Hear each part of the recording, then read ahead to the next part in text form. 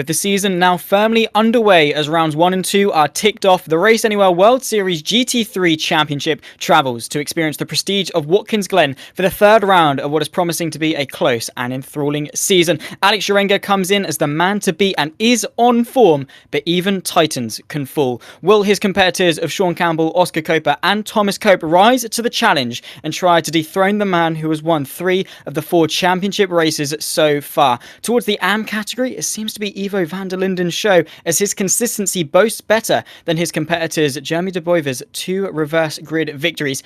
Though with many a question to be answered, there is one thing that is without uncertainty, and that is this event will live up to the standard. Talking you through it all will be myself, Zach Sweeney, with the man himself, David Christie, alongside. And David, I'm going to guess you're looking forward to this as much as I am. I'm going to be a busy boy tonight, haven't I, Zach? As always, doing the production behind the scenes here, which is difficult enough here at the Race Anywhere World Series because, I mean, you've heard what it's like behind the scenes, how chaotic it is. You've got 15,000 incidents all happening at once. But here at Watkins Glen, I mean, such a prestigious racetrack, so much opportunity for things to go horribly wrong. But we're with, accustomed professional racing drivers here, or at least sim racing drivers. That's exactly what I'm going to be telling myself through the first course of the first lap anyway, Zach. Yeah, and well, of course, don't forget those at home. We have got 2 races in store tonight. One is 25 minutes long, the other 50, and race 2 is reverse grid. So a lot of action to look forward to. And as you quite rightly say, David, around one of America's most prestigious circuits. Well, it is certainly one that can boast itself to a lot of fantastic overtaking opportunities. And yeah, it is just one that we always look forward to. Here is the GT3 Pro standings. As I was saying, Alex Sharenga leads the way, though only 7 points clear of Sean Campbell. Those two, though, are in a bit of a breakaway fight as they are, 32 points clear of Oscar Coper and Thomas Cope behind. Both of them equal on points, and only 2 points behind is Harry Wills, who rounds off the top 5. So you exclude the top 2, David, it looks pretty close. It really does, and that's the wonderful thing about this championship and this season as well. We're only away to start round 3 and still everything's spread out. We've seen numerous different championships where, by this point, by race 4 or race 5, you've got a gap of like 50 to 100 points, making you think, well, what's the point in taking part in the rest of the season? That, I think, is why with all of the World Series League events, you get so many drivers holding off right until the end, Zach, because there's still always, and it's such a cliche to say this, but there's still loads to play for. Absolutely, the thing that the Race Anywhere World Series differs itself is that it can, the reverse grid race is worth more points. So, despite it being a longer race, you don't typically see the reverse grid race, awarding more points. And you might say, oh, that just rewards those that can finish slower down in race 1 and then be higher up in race 2. But that is not the case at all. We've seen stellar drives from our top drivers to cut their way through the field in race 2, and well, that is always going to be a fantastic format that we look forward to. And a similar story in the GT3 AM standings is Simon Dodd, 100 points, and only 1 point back is Ivo van der Linden and Jeremy de Boyver, 9 points, and equal with him is Dean Timms. And the top 10 separate by 16 points. That really is nothing. So across both categories, it's one thing to be close in one category, it's another thing to be both across both. 100%, and again, just showing you exactly how close things can be. And I think actually, I'll go and have to do some work behind the scenes, because I think that is actually the standings as they were from race 1 in round 2 there. Of course, the 2 races that we have, that's another huge part of the mix tonight, as we pretend we didn't see that car just sliding off into the background there. It's absolutely fine. 2 races, 25-minute race to get things underway, and then that full 20-minute race and a 50-minute race at the end of the evening as well. And it really gives us a great idea, Zach, of exactly what to expect, because if you're not going to have a good race 1, then there's very little to suggest that things are going to come your way in race 2. But with motorsport, it's always full of surprises. There's, a billion different variables to take into account. Even in the likes of sim racing, of course, arguably a little bit more so in real world. But even in sim racing, there's so much to take into account.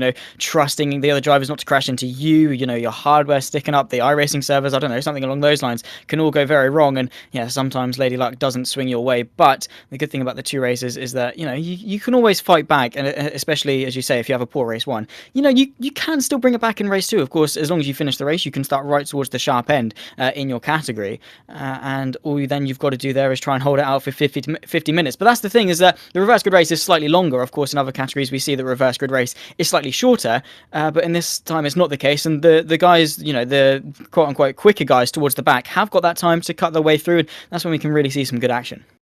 Absolutely, and that is exactly what we are looking forward to. With just a couple of seconds left to go in the pre-warm-up session, we're about to head down to the grid. And Zach, I mean, obviously you've been on board for the entirety of this season, as it were, and you know, it's amazing, isn't it? You know, as the season goes on, how you can learn about the different drivers and what you can expect from them, isn't it? About how you kind of predict about how the drivers are actually going to be.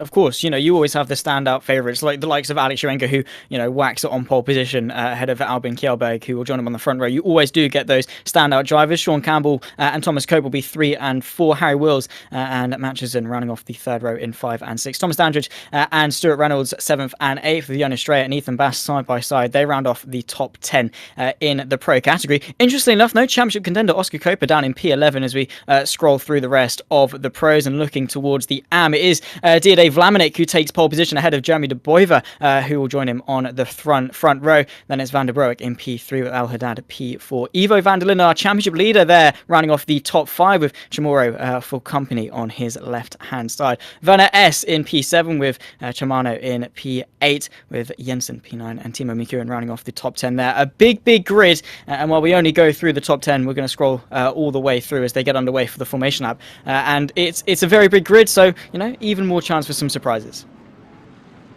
I think you misspelt crashes.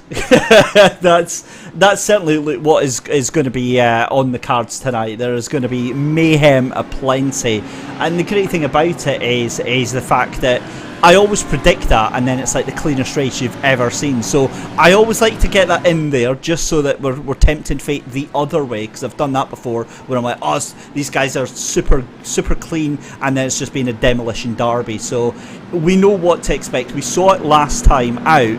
I've got no doubt that this is going to be a very hair-raising first couple of laps. And again, with this tyre model, Zach, it's so important to bring the tyres up to temperature gently to make sure that they're not taking too much life out of these tyres. Not so much in race 1, but for race 2, for sure. In both races, it's going to be incredibly important, especially, you know, as we were just saying, in grid sizes like these, there's always, you know, things that are added into the mix. If you get off to a bad start because you haven't brought your tyres or brakes up to temperature on this lap, you've got a long way to tumble down. You know, if you make a mistake, you're going right towards the back of that long grid, and with the AMs also coming through, if you don't get going quick enough as well, you're going to be right towards the back of both grids. So, as you quite rightly say, it is so crucial to get yourself off to a good start. These guys will know this. They'll be doing their own little prep, warming up those tyres, and on that dash towards turn 1. Luckily, you're not actually on the brakes for too long, so as long as you can get it stopped and keep it clean and tidy, that's going to be the most important thing. And that's the sort of crux of the matter, isn't it? I've also noticing the fact that a slightly longer pace lap. Normally we go with the sort of half a pace lap or whatever, but this time we're going the full way round the circuit. I think that's much better actually, because it gives the drivers a little chance to bed themselves in the current conditions and really figure things out as we're going through here. So just a couple of corners left to go as we pull up the hill there, but yeah, very much looking forward to this.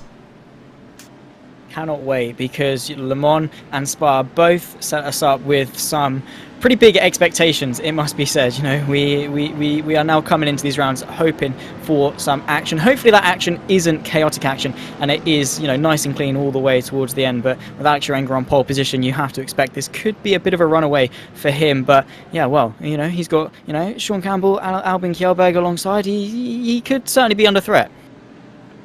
Well, he could be, and he most likely will be. It's all about the start, isn't it? As the drivers coming through the last couple of corners now here, it's all about how well you get down towards the 90 and then up through the S's as well, making sure that you don't even think about looking near another car here, because it's going to be really dangerous, especially along that back straight and going into the inner loop for this first time asking. So many cars jostling for position, Zach. You have to keep your nose clean here.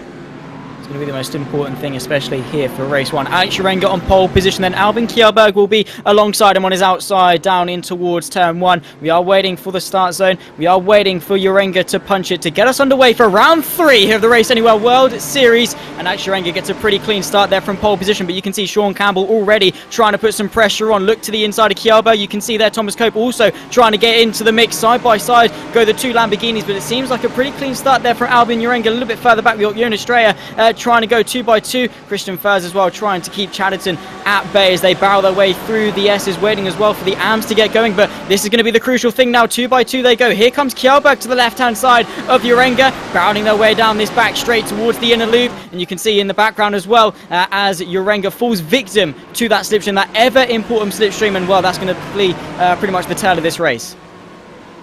Brilliant start from all of the pro drivers there. Really, really nice and clean there. I'm just having a look here as we check out the AM drivers as well, seeing that Didi Vlermic gets a cracking start there with Dean Timms just up in front. We'll need to get Dean Timms back onto the AM now. Interestingly enough, it's a strange one because Dean Timms shown as an AM, as a pro in some, but then as an AM in other classes as well. So it's a fairly constant thing because you know the way that this championship works, is that when they were doing the registration, they take your I rating and your license class into account as well. So I think it was if you're below 3,000, then you get put into the AMs, or maybe it was 2,500, you get put into the AMs, and if you're above that, you get put into the pro class. It goes to show that the bridge isn't actually that big.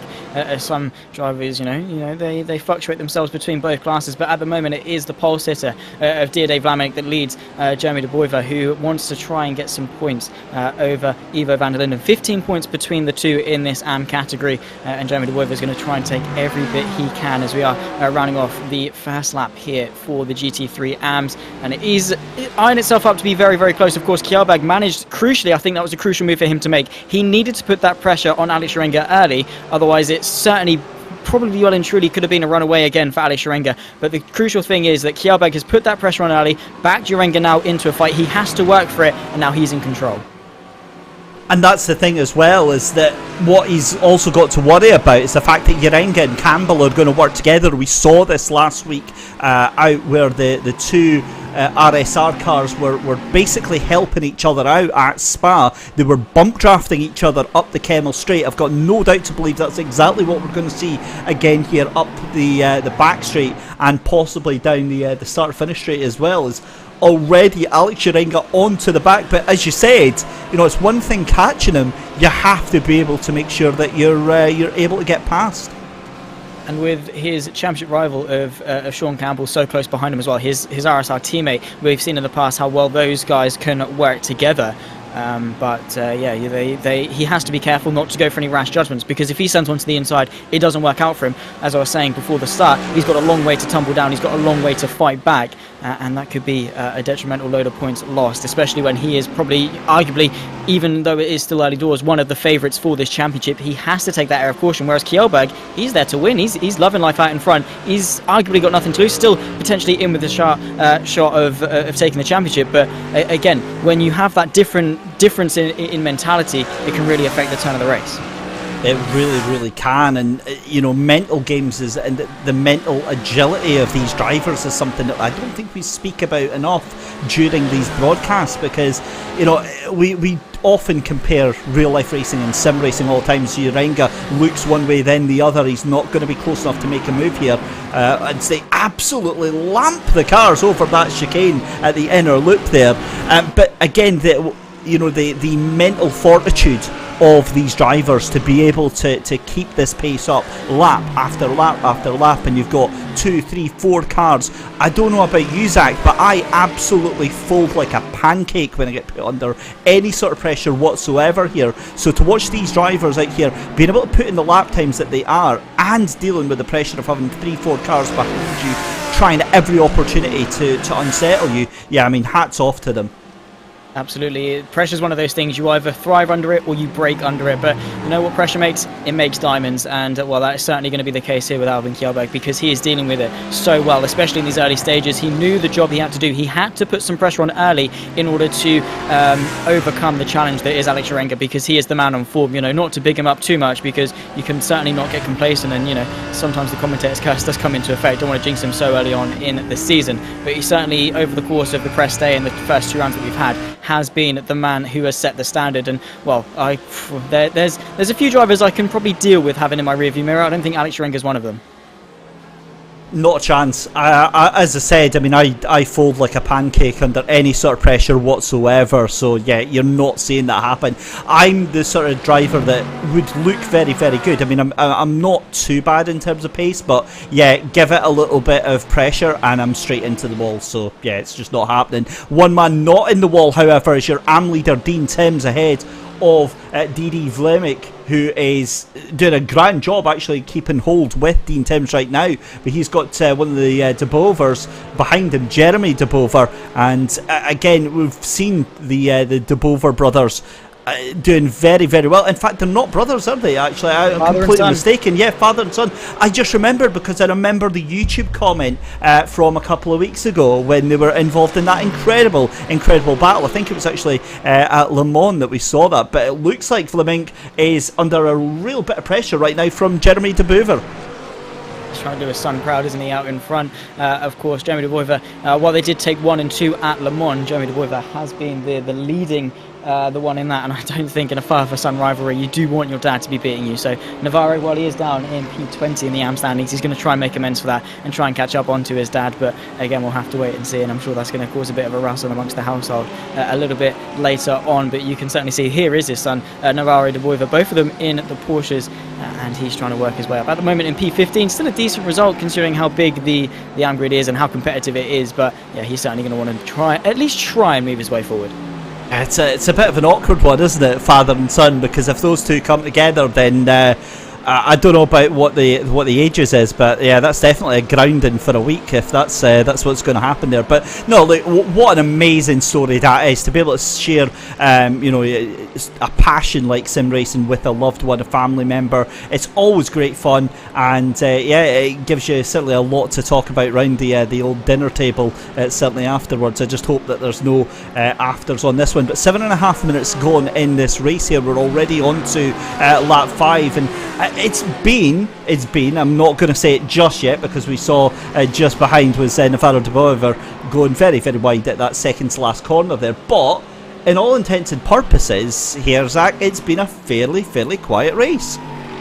For now, of course, they remember these guys, as high level they are, especially in the GT3 pros. No discredit to the AMs, of course, but they'll know how to play the long game just that little bit better, that mentality of why battle now? Of course, in the case of the top 3, they've got Harry Wills there in P4 as we take a look. This is Gus Franken through the penultimate corner. In that 33 Porsche, he's got the another one just behind him, and yeah, very easy to do. You try and carry a little bit more speed into that final corner than you think you can get away with, but unfortunately it's just got the better of him. And as I was saying, he's probably not one of those people that are thinking long game, because these top 3 branching away from the likes of Harry Wills there in P4. If they start fighting, Harry Wills is brought right back into it, and well, a 3-horse race is risky enough, let alone a 4.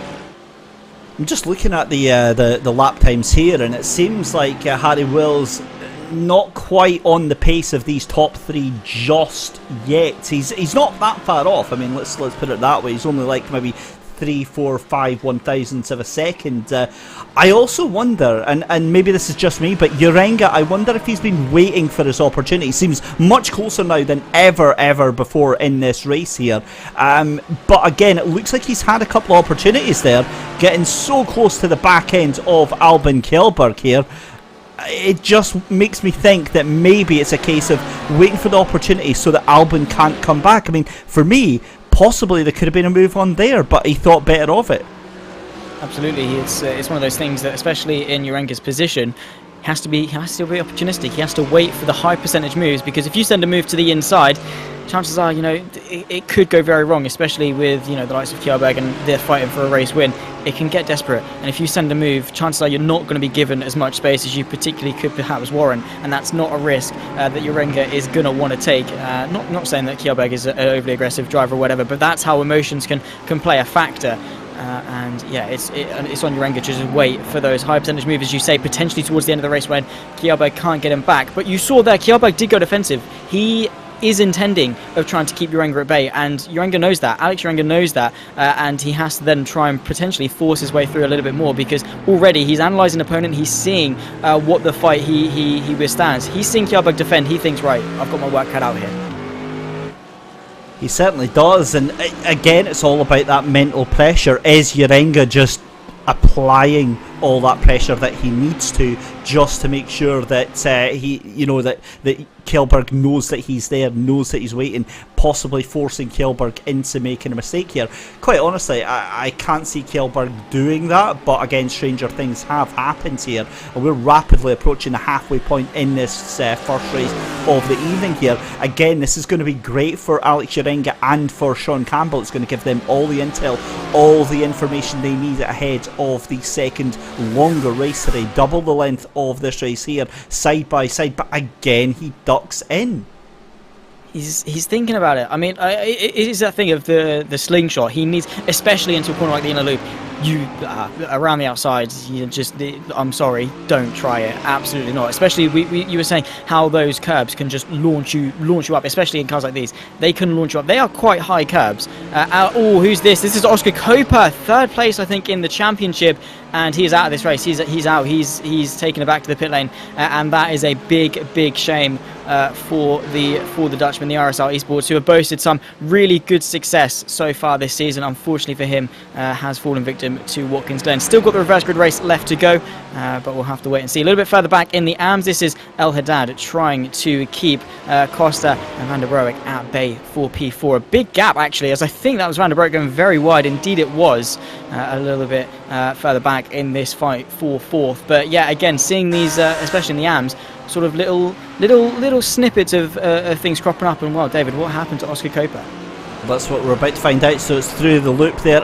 He clips the inside curb on that first corner. They're so easy to do, straight on the brakes, and decides that his race done and dusted, and gets that done. So yeah, I mean, look, fair play to him. Kept that where it needed to be. And he can come back swinging on this next race here. So it's not all lost for the evening, but again, that's a big hole in your chances and some lucrative points that you're not going to be taking.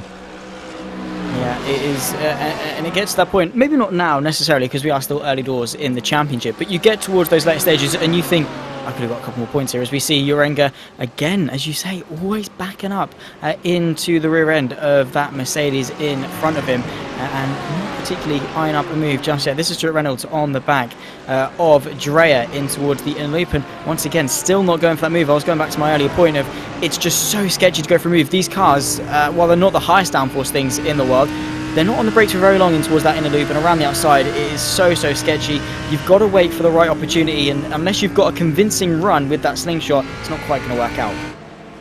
The other thing is how quickly the tyres can go off. If you have a spin, or if you push the tyres a little bit too hard, you can overcook them, and it makes the car a little bit slidey. Now with huge high-speed corners like the inner loop, and down through there into that right-hander at the outer loop, and then down into chute in quick succession, you want to have the confidence of your car underneath you. You want to know that it's going to do exactly what you're telling it to do, and sometimes if you push it a little bit too hard, then you don't get that confidence and it all goes wrong in quick succession. And what we find here at Watkins Glen as well, Zach, is that if one car tends to have an accident, you're going to find another accident for that car very shortly after.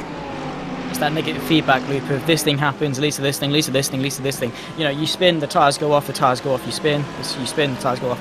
It's just that constant loop of just absolute unfortunateness. It is so easy to fall into as well, and it's so difficult to get out of. Is that endless cycle, it seems, of those tyres constantly going in and out, and yeah, it's not great at all. If anyone at home does drive on iRacing, you will know what it's like. And in fact, on any sim, it is like that. And you just have to keep it consistent. And that confidence is so crucial in sim racing and in real world racing as well. You have to be confident in not only your car but yourself, because it's when you start doubting yourself, when you start going for like, oh, do I go for that? Do I put my nose in and then back out? That's then when the real danger can sort of creep itself in. Uncertainty is such a horrible thing in sim racing here, because the cars and the physics on a lot of the platforms are so accurate.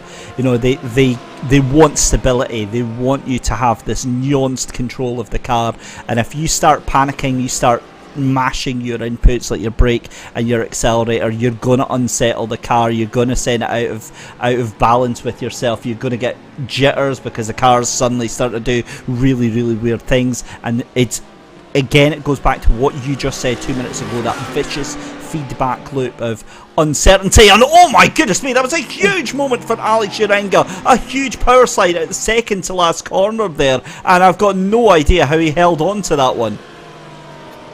God knows, but he will certainly be holding his heart in his mouth with that one. That is, yeah, that's when it skips a beat for Alex Urenga. He's the one that's meant to be putting the pressure on Kjellberg. It seems that he's falling, but he's falling into that the pressure, the desperation that starts to creep in as the pressure starts to amount, especially as we approach towards the end of the race, over halfway through now. He maybe can't quite get close enough to put the move on he would have wanted, and that's maybe starting to get to him. Maybe he's starting to see this race win creep out of his grasp, but again, only time will tell. We will have to wait and see as we cut ourselves back to the AMS. It is still Dean Tim that leads D.A. Vlaminck from Jeremy de Boyver. These two, though, have broken their way off into sort of their own little two-horse race, and that will certainly be to the liking of both Dean Tims and D.A. Vlaminck, because as I was saying, it's so much easier to win a 1v1 than it is a 1v1v1. I hear the words 1v1 and immediately my brain goes to other games of another genre, but the thing is with Vlaminck, he's really wanting to have this right now, and Dean Tims isn't going to be having any of this whatsoever. He knows that D.D. Vlaminck wants to push that car round. But again, all Dean has to do is just hold on to this position. That's literally all he has to do. Not make any mistakes. He's got 9 minutes left, 8 minutes left to go in this race, plus 1 lap. I think he's in a really strong position, because Vlaminck has been within touching distance, certainly, for the entirety of this race, but he's not been able to do anything with it. Yeah, and that's exactly what our two racers have to do, Kjellberg and Dean Tims. Just keep them at an arm's length back. They can't do anything. They're there, sure, but they can't do anything with it. Just focus on your own drive, put in the laps. It's when you start looking backwards, then that pressure starts, as we say, pressure starts to mount, because you're focusing on what's behind you as opposed to actually just driving and putting the laps in. And again, that's when you can fall into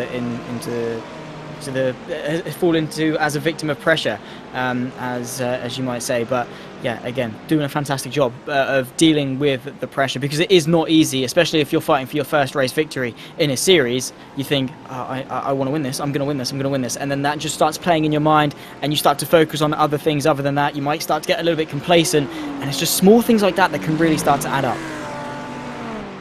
100%. And the other thing as well is that, especially with these shorter races, you know that you cannot put a foot wrong, because you've got no recovery time. At least in the 15-minute race, if something happens, then you don't have to worry about it too much. What on earth has happened? Our leader has gone down to third place, so Albin Kjellberg has lost the lead to Alex Urenga. Bit of a dented front right of that Mercedes, as well as he falls back behind both of the RSR Lamborghinis as Alex Urenga takes the lead. We're going to have a look at what happened through the inner loop. Alex Urenga just going to launch one to the inside. Sean Campbell's like, all right, I want a bit of this action as well. And well, both of them just followed their way through. Perfect teamwork there. Very, very well coordinated from both of the RSR cars. Alex Urenga forced the gap open prior to open. Campbell followed him through with some perfect, opportune timing. And yeah, that's how easy it can be. And well, Kjellberg has got his work cut out for him to fight back. This is what happened to Simon Dodge, side by side with the green Mercedes, over the curb. Bit of a touch, high speed, even more sensitive. Just sent bounding his way right into the barrier. And well, that is a very easy thing to happen, but a very unfortunate thing as well. Oh, I feel really bad for Jarmo Sassamoinen for the 36 in the Mercedes back there. I don't think there was any intention of that whatsoever, but yeah, that's an awkward one to try and watch some big damage on the back of that car here. Keep an eye though on Albin Kjellberg, because he's going to drop back. I don't think he's got damage too bad on that car, but now it's just going to be a case of Yarenga and Sean Campbell here. They've been gifted this win on a silver platter if they can make it to the end on that one. So, I mean, they're going to be thanking all the lucky stars after that very, very fortuitous incident for Albin Kjellberg. Well, they were there in the right place. You have to sometimes make your own luck in motorsport, and that's exactly what Yarenga and Campbell did. Yarenga saw a gap, went for it. Campbell was like, "I'm going to follow you through, mate. I'm coming with you as well." And of course, then that happened for Kjellberg, which again is unfortunate, but still able to bounce back and still maybe secure P3. They've got a good gap back to Harry Wills, so potentially can be secure. We look a bit further back as Thomas Coper's under pressure from, or trying to put some pressure. I apologise, on Reynolds in front for P7. That gap to Drea, Matchison just in front, looking maybe to the right hand side. Unfortunately can't quite force that gap open on this particular occasion, but yeah, again in this 4-car train, just got to bide his time. Arguably, apart from being at the front of this train, he's probably in one of the best positions. He can really start to look forward and try and pick his way through. Isn't he just? And I think he deserves a little bit of good fortune. Thomas Cope here has had a difficult couple of weeks, shall we say. Has found himself at the centre of pretty much every incident that's been going, and 90% of them, if I remember correctly, and chances are I'm probably not, but Thomas, who didn't actually have any part to play in them, just got caught up in other people's incidents. So it's great to see that that Lamborghini of Thomas Cope looking like it's got all the panels in the correct place for a change. So great to see him, and also a great chance to see the actual pace that he has got here as we see them coming down towards the inner loop. Now again, a little bit too far back here, but this is a brilliant little battle we've got going on for 5th place there, led by Yuri Matchison with Eunice Dreyer and Stuart Reynolds up in front of them as well. But we've only got 3.5 minutes left to go. Desperation will start to creep its way in as these guys see the end of this race glooming upon them. Their opportunities start to run out as time ticks down, and they have to just think about the race. They have to think about their position. They've set up for the last 21 minutes to be in this position, be as high as they possibly can, and now is crunch time. Now is the time to try and force a gap, force a way through, put the last bit of pressure that you possibly can, find just that little bit more pace in the locker to put some pressure on, and especially if your name's Dean Timms, just to try and extend that gap. If your name's Diede Vlaminck, just to try and find that little bit more to start putting some pressure on, because again, so far in this race, Dean Timms has done that perfect job of just keeping Vlaminck at that arm's length bag, and well, especially in these last couple of moments, for Vlaminck, he can sort of see that time's ticking down, his opportunities are running out, and it sort of just gets that sense of hopelessness in you that you think, I might not be able to win this. Yeah, and the thing with the desperation, as you said, it's not exactly something that you can kind of have really all that much control over. It's just a case of how well you can manage it, or how well you can try and do something with it, because it's like this inbuilt sense in whenever you get behind the wheel of a car, whether that's a race car or a normal car, or maybe this is just me, but you see a car in front and instinctively like, no, this doesn't feel right. I need to get past. It's like OCD when it comes to positions on the racetrack. You need to do whatever you can to try and get your way past here, but center heads also have to prevail here, Zach. We've got a minute and 45, and I would say unless you're within 0.7 of a second to half a second of the car in front, it's done, it's dusted. If you get a position handed to you, the car in front makes a mistake, absolutely awesome, but if it's anything else, do you really want to risk it for that chocolate biscuit? P2's good enough. Maybe that's what Vlaminck is content with.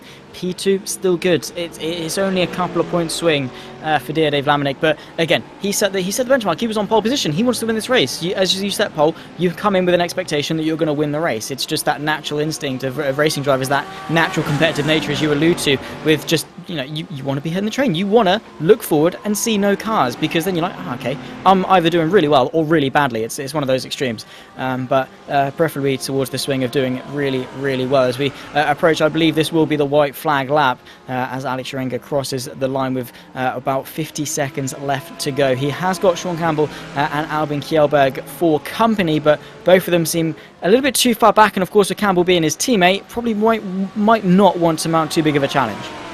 Well, we saw that all the way through Spa last week, where we were thinking, oh, are they going to come to blows? It was like, no, they're just assisting each other. They'll be delighted to take 1-2, given that Kjellberg was out there in front for the early stages of the race here. Still not over yet, though. There's still half the lap that they've got to navigate around. If Kjellberg can have a little bit of a moment, we both know that these Lamborghinis aren't the most stable of platforms to go around the iRacing platform here, but Sharenga and Campbell doing an absolutely grand job of doing what they need to right now. Still a huge battle going on for 5th position right now, 5th, 6th, 7th and 8th position as well. And I think that the AM battle is done and dusted. Yeah, it looks like Vlamink well and truly off by about 1.7 seconds here. Yeah, he's absolutely just dropped off a little bit, which is a shame to see, but still the 50-minute reverse grid race left to go. That's where the most points are on offer, but once again, all eyes on this man, Alex Sharenga. He's led this train for probably only about a third of this race. He really hasn't been in as much control as he would have liked, but arguably that's exactly what he wanted, to put some pressure on, wait for the moment, and then he sees that moment. He comes through the final corner. He'll take the checkered flag here for race 1, round number 3 of the Race Anywhere World Series GT3. Alex Sharenga, yet again, his 4th victory of this season. Sean Campbell and Albin Kjellberg will round off the podium in 2nd and 3rd. And while it wasn't the most eventful race, it certainly was a race of attrition, and the two RSR boys brought it home in tip-top shape. They didn't make many mistakes at all, and unfortunately for Kjellberg, potentially buckled under the pressure. We don't know, but still 50 minutes left to go as we wait for the likes of R.A.W.S matches in to round off the top 5. Dreyer and Reynolds at P6 and 7. Very, very close, and well, here comes Dean Timms himself rounding off the last couple of corners. He's himself has had to put up from the mighty challenge of Diode Vlamink there behind him. He will come across the line. He will take the win for the GT3 AM category here for race 1, and what a drive it was. And it certainly is not easy, as we were saying, to deal with that pressure, and well, he did not put a foot wrong at all. What a brilliant drive there from Dean Timms. We caught the tail end of him after lap 2, once we adjusted the timing tower to get him back in to this AM category. But yeah, brilliant drive there. Held on really well to DD Vlamink there. Vlamink just kind of faltering towards the end there, wondering if maybe, that desperation, as you said, starting to settle in, and it just wasn't enough. Bless him. He did try as much as he possibly could there, and the final car's coming across the line to get finished here. But a wonderful first race. I'll be honest, that was not what I was expecting at all, Zach. I was expecting a lot more chaos, a lot more drama, but yet again, this WSL Race Anywhere World Series proving what a brilliant championship it is. An excellent field that we've got here, and yeah, really enjoyed that. I think we're just waiting on Kurt Howe Jensen to come across the line, and we'll be able to get some results. Yeah, I mean, it's that thing of just waiting, biding your time. Action doesn't have to come in the form of side-by-side. It can come in the form of mind games, and that is what we saw. And it was Alex Sharenga who took the win once more here in the Race Anywhere World Series. 5 tenths backwards his RSL teammate Sean Campbell in P2, with Albin Kjellberg rounding off the podium with R.A.W.S and Matcherson in P4 and P5. Then comes Jonas Dreyer in P6 with Stuart Reynolds in P7. Thomas Cope, Thomas Dandridge and Taylor Lane round off the top 10 with Christian Ferds in P11, Liam Mahan P12, Chris Chatterton P13, Ethan Bass falling a little bit back in P14, and Michael Patterman rounding off the top 15. Unfortunate days for Oscar Coper, the man 3rd place in the championship, and well, he certainly could have asked for a little bit of a better race, but still not over at all as we turn our attention to the GT3 AMs. Dean Timms takes the victory ahead of Diode Vlamink in P2. Jeremy De Boyver you know, picking up some good points there, rounding off the podium ahead of his championship rival Timothy van der Broek P4, with El Haddad rounding off the top 5. F Costa P6, with, there you go, the man that what is leading the championship there down in P7, while he might not be for much longer. Commando P8 with Esve in P9, with James Slates rounding off the top 10. Then comes Farah in P11, Thomas Pugh P12, Dominic Goodsell P13, Timo McEwen and Franken rounding off the top 15. Then comes Tamura and Jensen, the last of the finishes, with Navarro de Boiva, Sastamoinian, Diax and Simon Dodd, those that didn't quite make it to the checkered flag. And well, with a long grid, well, it all gets flipped on its head for race 2, and well, this is the one we all look forward to. It really is, isn't it? Because, I mean, you know, double the length. We've got a 50-minute race coming up. There's a pit stop involved, strategy. I think this is the one that's for all the marbles. The race 1, very hotly contested, but I think race 2 is where you see strategy coming to the forefront. That's where it all matters for that, and that is going to be coming up in just a little while. Certainly cannot wait at all, and do stick around because the action certainly is not done yet. I think myself and David are just going to step away for a moment while we get ourselves sorted and loaded in to the next session, while all the drivers get themselves sorted, and just have a moment to cool down as well. But yeah, myself, Zach Sweeney and David Christie will see you in just a moment for race number 2, round 3 of the Race Anywhere World Series here at Watkins Glen.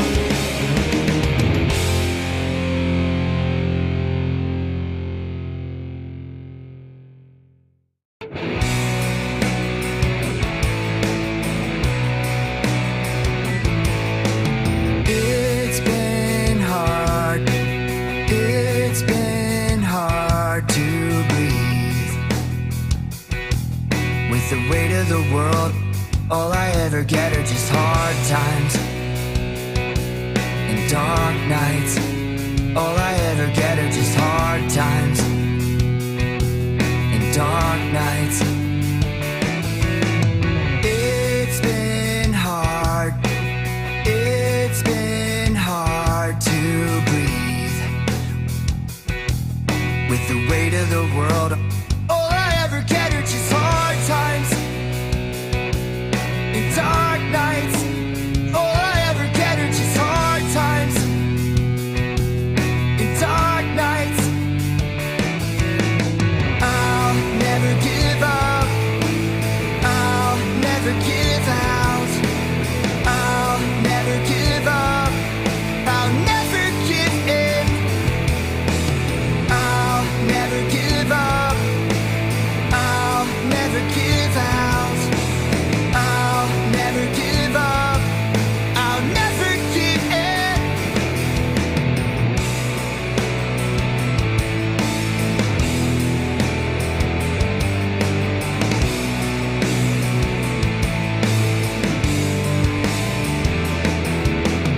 I'll never give up, I'll never give out, I'll never give up, I'll never give in, I'll never give up, I'll never give out, I'll never give up, I'll never give in.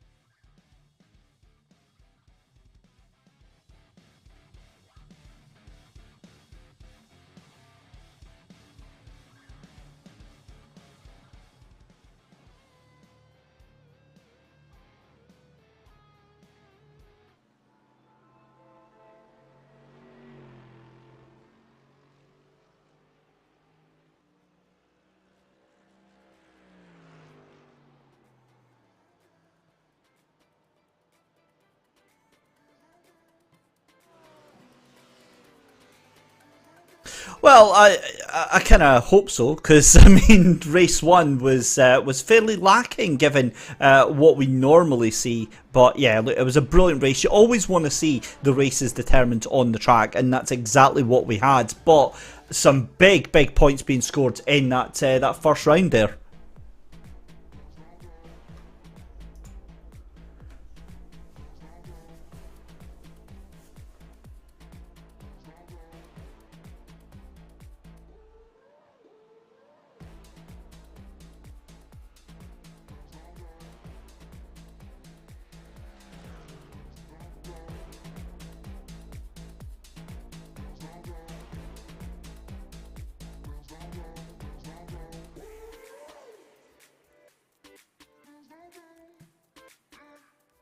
No, it isn't, and it shows just how quickly things can turn on a sixpence as we get the proper updated AM standings as well. So Ivo Linden still ahead of Jeremy de Bover then by just 9 points, but Dean Timms, crucially, after that great result in that first race there, making big inroads back into the championship in that third position ahead of Timothy van der Broek there. James Costa in fifth position. Vlaminck, Didi de Vlaminck, with a reasonably good finish in that second place. That's going to be a good haul of points for him. But again, this reverse grid race for race 2, so many things to talk about, so many spanners, so many unknown variables that we're about to discover over the next 50 minutes.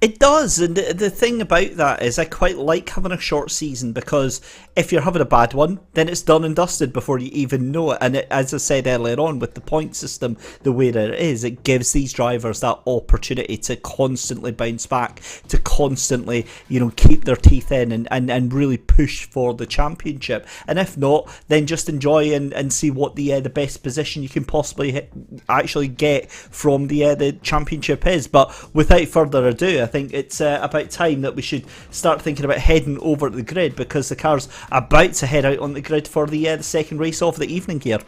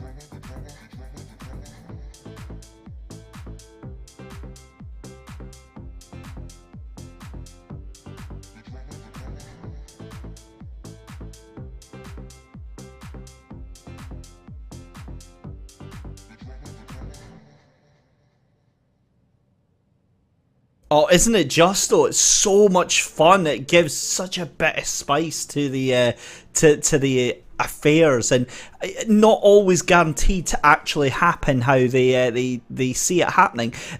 Given that it's I think that this format lends itself to that, with the fact that you've got the shorter race first, then you have the reverse grid, but it's a longer race. That gives the drivers at the back of the grid more chance, if they have got the ability to make their way through. Because remember, it's not guaranteed. They're not, the drivers in front of them, they don't have to do a thing. They don't have to move across. They don't have to think about letting them through or whatever. It is man, oh man, for the entirety of the 50 minutes here. So yeah, great race that we've got going on ahead here at World Series Leagues, Race Anywhere World Series Season 3 here at Watkins Glen. And Zach, yeah, I am just a bit giddy with excitement for the second race here.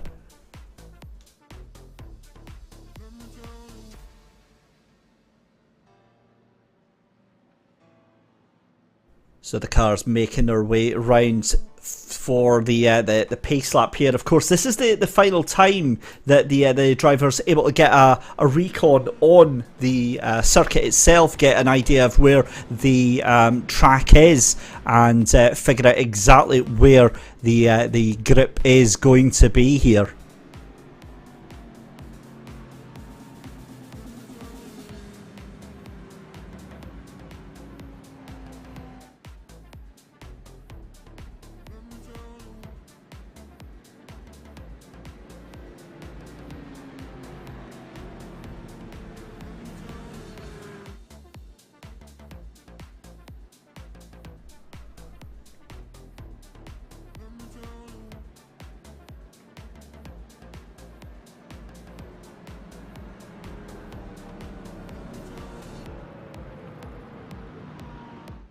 Yeah, I mean that's the golden rule, isn't it? You kind of have to keep yourself in with the contention. I'm going to apologise, Zach, because obviously one of our eagle-eyed viewers, Gary Brown, and well, actually Stepchild BB as well, kind of point out that he could only hear you. Your boy here may have forgot to press the unmute button. I'm just going to throw that out there. I'm going to throw myself under the bus. We're going to be honest here. We're all friends. It's fine. We've all done it at one time or another. Just unfortunately not one of us being in charge of the broadcast here, so it's absolutely fine. It's a fail-safe, because if you've heard me commentate, Zach, you'd know why I tend to leave myself muted. I usually get myself into trouble for saying things that I probably shouldn't do, mostly casting blame when we see accidents. Oh, you're kidding me. Tell me I have not just seen that. R.A.W.S into the barrier. What the... I'm not even going to ask. We'll concentrate on the start and then we'll figure out what the hell just happened there.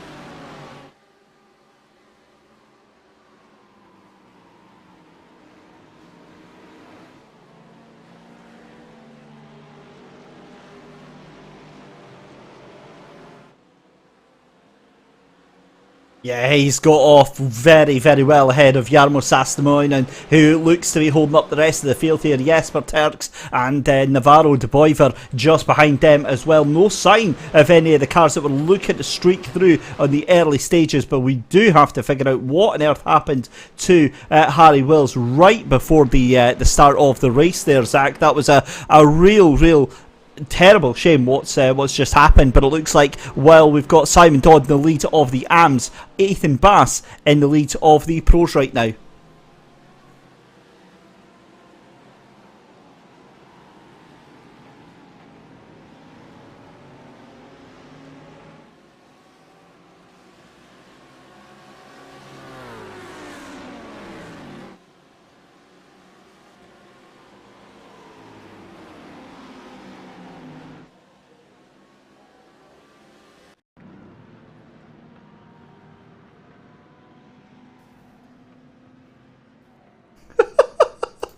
R.A.W.S has left the chat.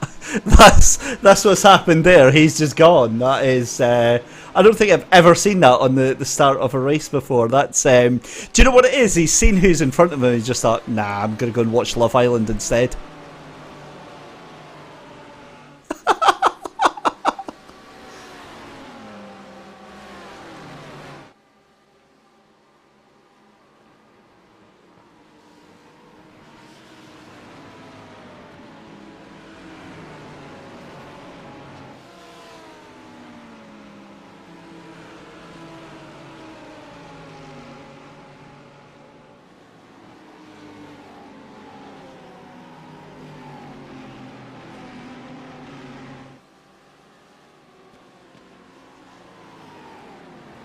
Yeah, you can see the background there. Oscar Coper, Sean Campbell, Albin Kjellberg looking to try and make moves around here. Has anybody actually given them the memo that this... Oh, and that is off in the background. That's Sean Campbell just into the barriers there, crashing off onto the right-hander there. Let's have a little look at what happened there. That's very uncharacteristic from Sean Campbell. Please tell me it wasn't his teammate. It was the Merc, it looks like, gets into the back of him, is it? Oh, no. There's an accident up in front with the 35 of Stuart Reynolds. He slows down to avoid it, and unfortunately the Merc doesn't see it and gets rudely poked up the rear there.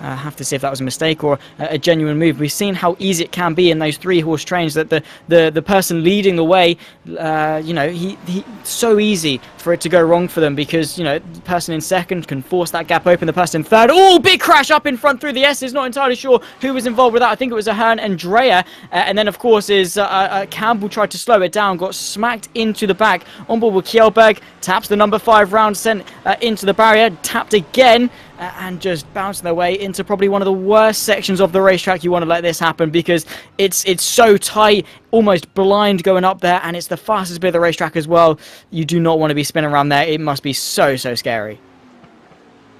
Got more chaos in the background there. That's 2 cars off. I think that was the 35 that was off yet again. We've got 1 car straight back to the pits. I think that might have been Yuri Matteson that has went back into the pits. And again, apologies for the audio issues. Hopefully that's it sorted out. Zach, according to the chat, it was you. So I do apologise because yet again that was actually genuinely my fault there. I didn't click the button on the software. It's fine. As we said, we're all friends here. It's fine. These things happen. But Chris Chatterton though is having a whale of a time trying to fight off Thomas Dandridge and Alex Urenga. You haven't missed anything. 5 minutes into a 50-minute battle here, and this is not going well. Chatterton into the wall, and what do you say about that, Zach? That is just, absolutely miserable for Chris. On the plus side, I am super impressed with the restraint that he showed for keeping that car just right there.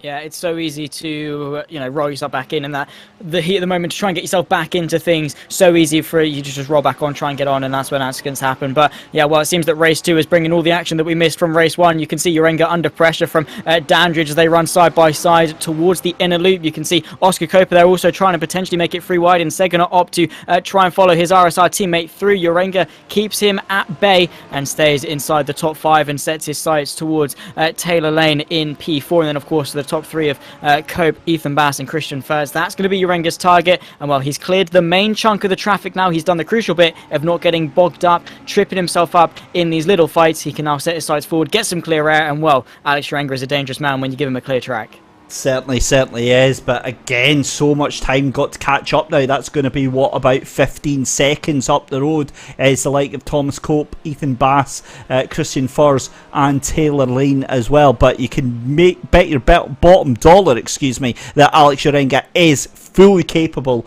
of doing that. Meanwhile, back down in the arms right now, it's still Simon Dodd just ahead of Jarmo Sastamoinen. And Sastamoinen, I've got to give him credit as well, because we were seeing him under all sorts of pressure in that battle for second place, and it looked like he was starting to back the cars up, but that's not the case at all. Sastamoinen now onto the back of Simon Dodd, and you've got to say the pace that he's got, you wouldn't count him out for taking the lead here. Absolutely not, and well, Simon Dodd's got his work cut out for him to keep this one at bay. Of course, Sastamoinen come to unfortunate blows in race 1 through the S's, made contact with another driver, and unfortunately put a premature end to what could have been a promising race. But that's what race 2 is all about, is to give these guys the golden opportunity to bounce back in this close and enthralling championship. Simon Dodd in that Ferrari, looking in his rearview mirrors, trying to keep Sastamoinen at bay. And as a driver that has impressed, to be fair, has shown some glimmer of pace, but yeah, you can definitely see that green Mercedes looking menacing as ever, closing onto the back of Simon Dodd as we see a bit of a battle. I think this is Kamano going down the inside, it's actually McEwen going down the inside of Jensen in towards turn 1. They're going to potentially run side by side, and I think McEwen's actually kept him at bay. But yeah, we had that initial clump of cars towards the start. They're all spreading out into their own little couplets or triplets. And again, you see that impatience to try and go down into turn 1 there. That's what's ended up costing him the ability to go down the back stretch. But further back here, you see Timothy van der Broek there try to go too wide with David Kamano, and it's just not going to happen, unfortunately. But there's a heck of a battle going on right now with the pros right now. Here we've got Taylor Lane fighting, trying to hold on to that position to Alex Urenga, but it's an absolute mugging from Alex Urenga there. around the outside, beautiful stuff. Taylor Lane thought about it, but around the outside there, didn't have much of his nose in, and well, very quickly would have seen his good friend Barry R. But here is Gus Franken in the AMS, unfortunately spinning round as they head their way in towards the inner loop section. We're taking a look at what happened. I think Franken again had a bit of a spin. That Porsche seems to be a bit of a handful, especially in that mid corner, sort of just about to get onto the power where the car weight shifting around a little bit. Seems quite unstable. It does, doesn't it? Because the thing is that it comes back to a point I was making earlier on in race 1, where you have to be so smooth with the inputs for these cars. You have to be able to, hold on to being consistent and being smooth with the inputs. And by the inputs, I mean your steering input, your how much you're putting the throttle in, how much you're putting on the brake, and how much you modulate them as well. You have to, when you look at the traces, that's when you look at the raw data coming from the car. You want it to be a nice smooth line. You don't want any of these sudden jagged peaks of you just mashing the throttle on, because that's when the car becomes unsettled. Now, conversely, some drivers actually do drive like that, but for the majority of drivers, if you do behave like that, if you stamp on the throttle or you're too rough with the steering, 9 times out of 10 you're going to unsettle the car. You're going to be slower, and you're also likely to find yourself in the barrier, especially with how close the barriers here at Watkins Glen.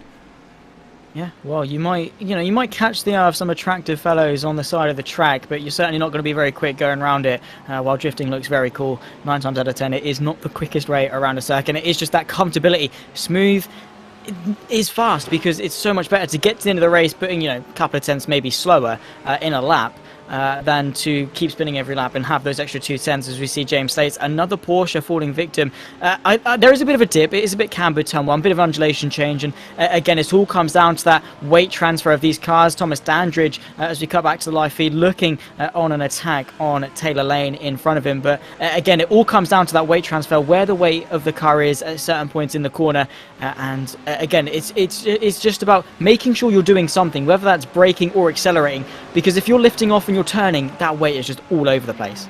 Exactly, and it's all about the inertia. And weirdly, it was another racing game that I actually learned about inertia and weight transfer from. It was Gran Turismo 2 back in the day on the PlayStation. It actually came with a big chunky how to drive manual, and it was actual advice on things like tyre temperatures, tyre wear, all about car setup, about how to actually drive the car. Crazy to think that this was in a game from 22 years ago, 23 years ago, and explaining all the intricacies of driving. I guarantee if you can track down a copy of that book, 90%, 95% of the principles in that little booklet would be able to be applicable for this sort of sim racing here. I'd love to relate, but I was -7, so yeah. Cheers for making me feel old there. I was No worries, mate. I would have been 14 at that point. I'm sorry. But no, yeah, Gran Turismo is fantastic for those sort of things. Of course, just to get onto, it wasn't the case in GT Sport, I'm not entirely sure if it is on GT7, but to get onto Ranked Online, you had to watch an induction video on how to overtake and things like that. And yeah, it is great support in a lot of, not necessarily a sim, I wouldn't count Gran Turismo as a sim, but these sort of simcade games, there's a lot of support, as Harry Wills, who again is a driver who does impress. Unfortunately, again going round, and yeah, well, he certainly probably wants to take a look at that Gran Turismo driving guide, maybe, not entirely sure, but yeah, he's certainly fallen victim to Watkins Glen here today. We cut back to the fight between Taylor Lane and Thomas Dandridge, side by side. Will these two run down the back straight? Has the Mercedes got the legs over the BMW? He's got to be a convincingly amount ahead in towards this inner loop chicane, and once again just having to back in, and Taylor Lane doing everything he can to try and retain that P5. Yeah, that BMW M4 is just such a wonderful GT3 car. It's so planted, so balanced, very, very easy to pick up and drive. Difficult to master, of course, but yeah, really, really nice car. Certainly is one of those cars that I enjoy because I don't do sim racing a lot. I like to be able to just jump behind the wheel and actually drive something that makes me feel like I'm better than I actually am.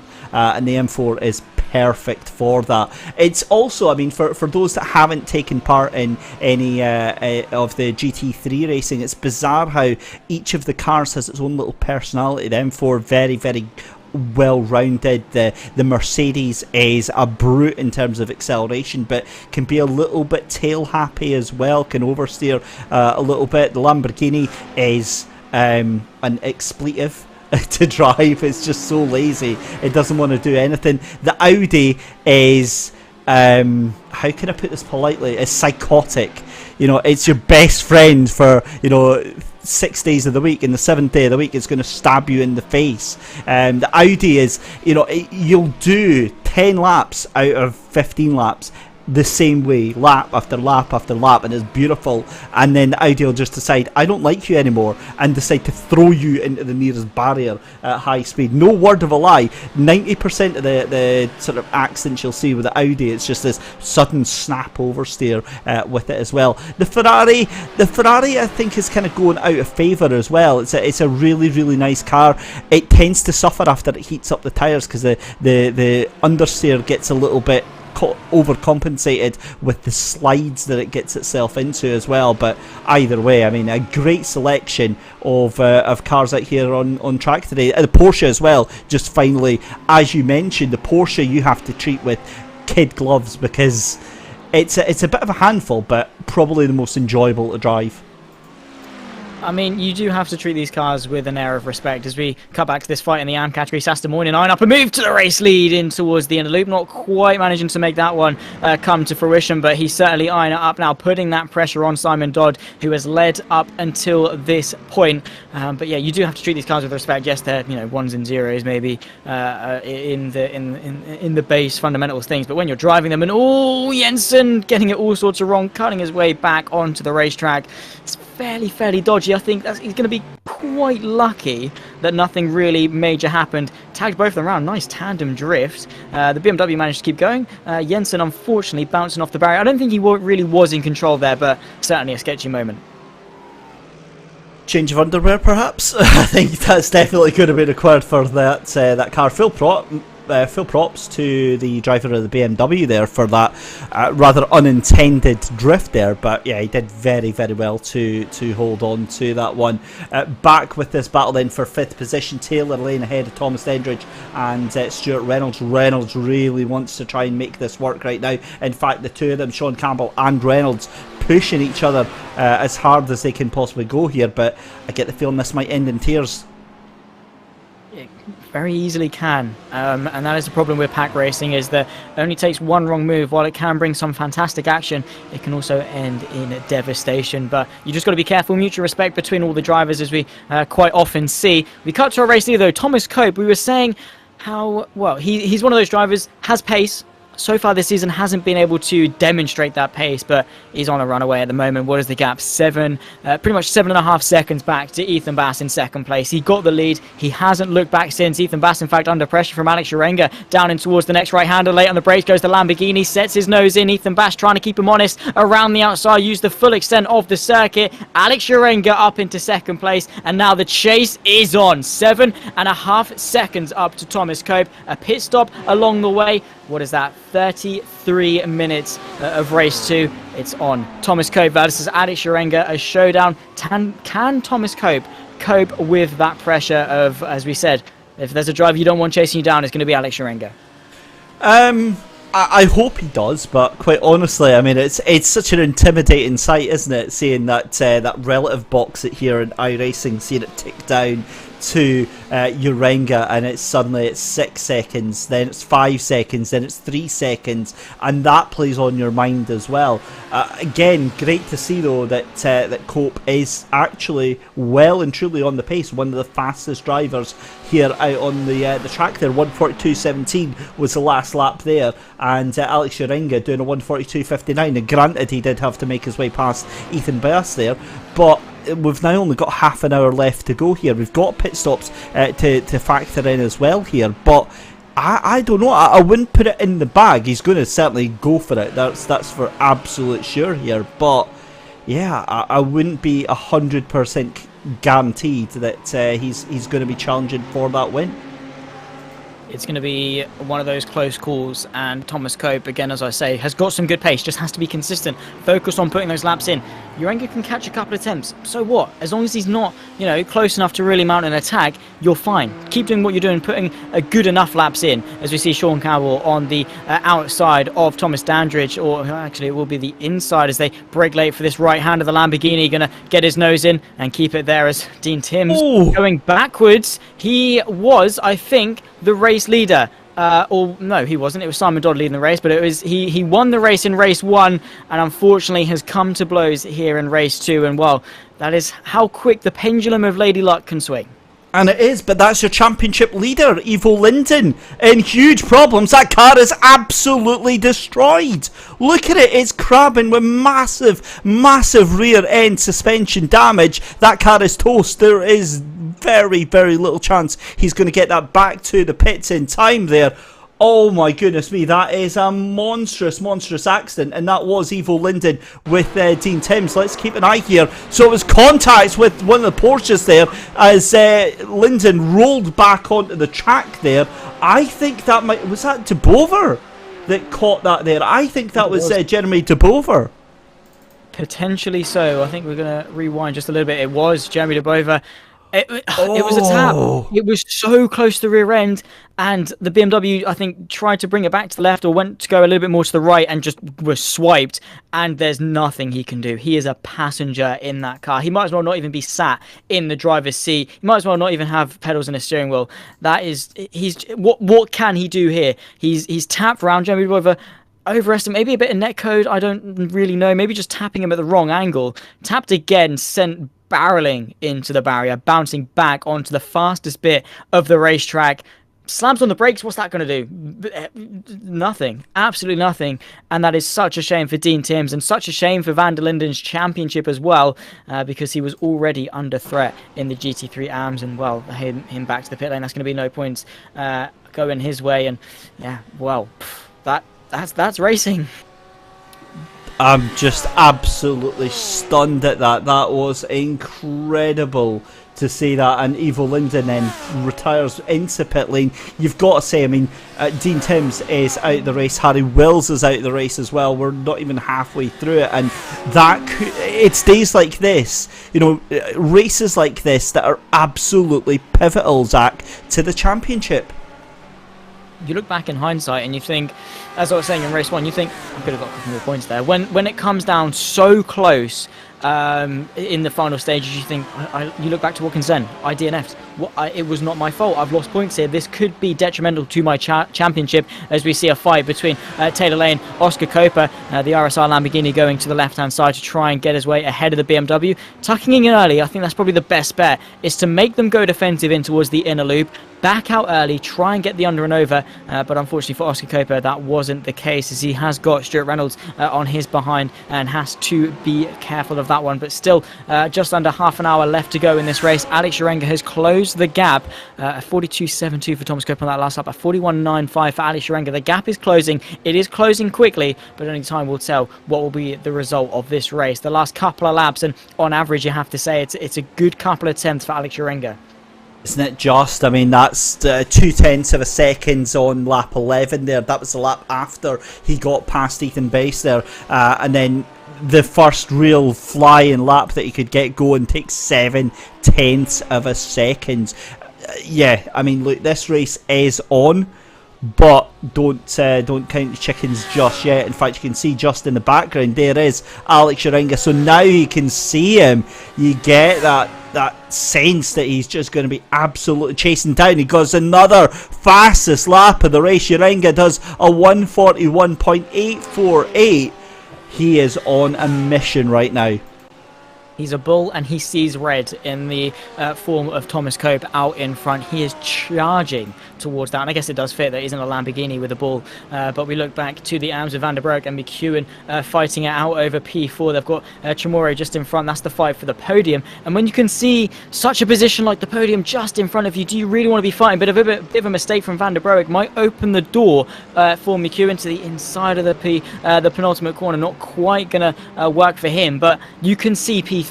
Surely at this stage you think let's work together. You know, P4, P5, it's still a top 4 either way. We can work together. We could potentially get ourselves on the podium here. And obviously, I mean, that's the correct way of thinking. That's the logical way of thinking. But unfortunately, it doesn't work like that when they're behind the wheel of the car. 9 times out of 10, they just see the car in front of them. They don't think, oh, let's work together.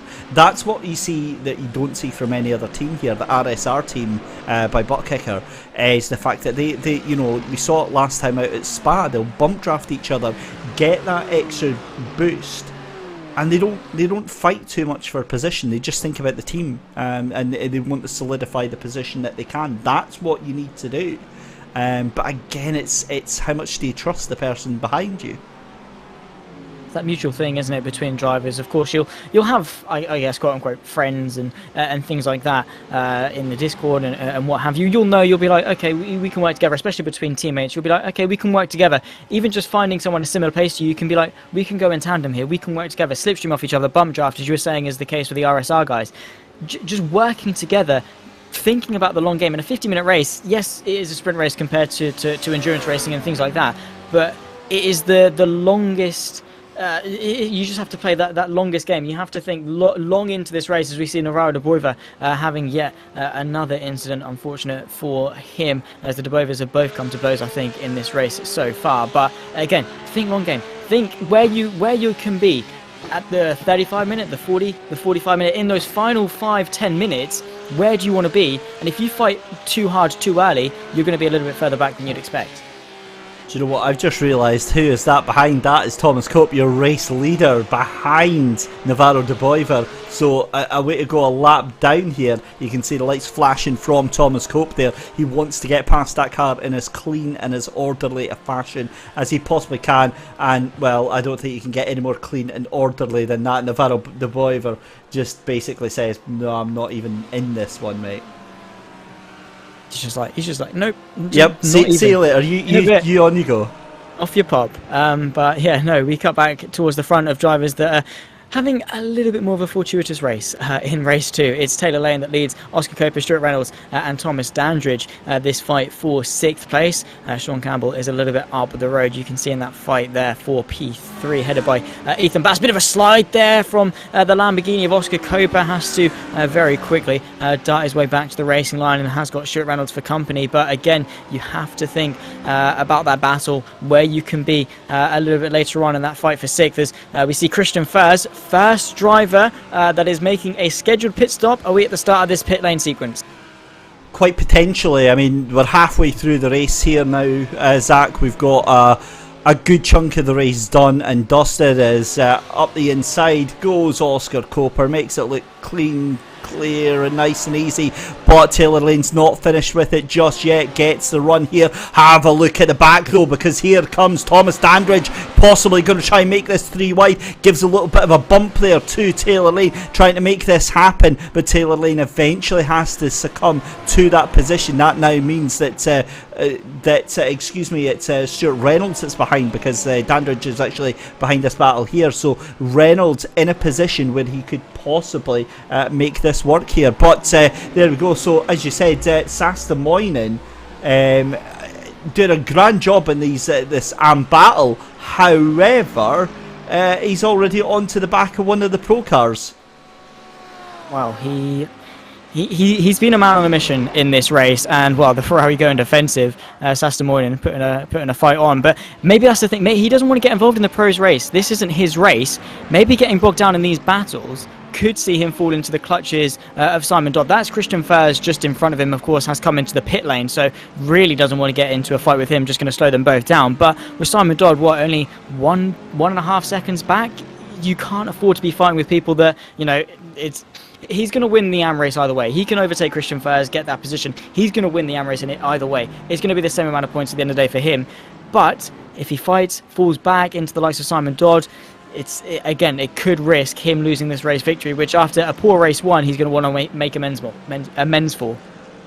100%, and that's where the desperation comes in, isn't it? That we were talking about earlier, as we see Sean Campbell going every which way but loose over the top of Ethan Bass as they come up the hill then, and again that Lamborghini wanting to try and get past the miraculous move that is the Ford GT. In fact, I'm pretty sure that looked like Sean Campbell actually giving a bump to Ethan Bass, wanting to try and make sure that that car can get itself all the way up there.